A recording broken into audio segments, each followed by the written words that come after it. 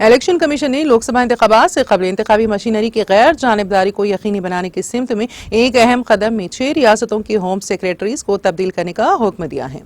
ذرائع کے مطابق کمیشن نے پیر کو مغربی بنگال کے director general of police Rajiv Kumar کو انتخابی کام سے دور رکھنے کا بھی حکم دیا اور ریاستی حکومت سے کہا کہ وہ ان کی جگہ پر تعینات کرنے کے لیے 3 پولیس افسران کے ناموں کا ایک پینل بھیجیں۔ ذرائع نے بتایا ہے کہ کمیشن نے برائن ممبئی میونسپل کارپوریشن کے کمشنر اور ایڈمنسٹریٹر اقبال سنگھ چاہل کو انتخابی کام سے الگ کرنے کا بھی حکم دیا ہے۔ ذرائع نے بتایا ہے کہ کمیشن نے اتر پردیش، بہار، گجرات، ہماچل پردیش، اتراکھنڈ اور جھارکھنڈ کی حکومتوں کو اپنی موجودہ ہوم سیکریٹریز کو ہٹانے کا حکم دیا ہے۔ ان کی جگہ دیگر افسران کو کمیشن کی نگرانی میں تعینات کیا جائے گا۔ ذرائع نے بتایا ہے کہ کمیشن نے میزورم اور ہماچل پردیش کی حکومتوں کو اپنے عمومی انتظامی محکموں کے سیکریٹریوں کو تبدیل کرنے کے حوالے سے ہدایات بھی جاری کی ہیں۔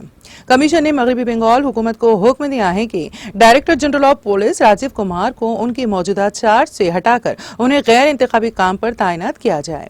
کمیشن نے ریاستی حکومت سے کہا ہے کہ وہ 3 پولیس افسران کے ناموں کی فہرست بھیجیں تاکہ ان کی جگہ پر تعینات کیے جانے والے افسر کا انتخاب کیا جا سکے۔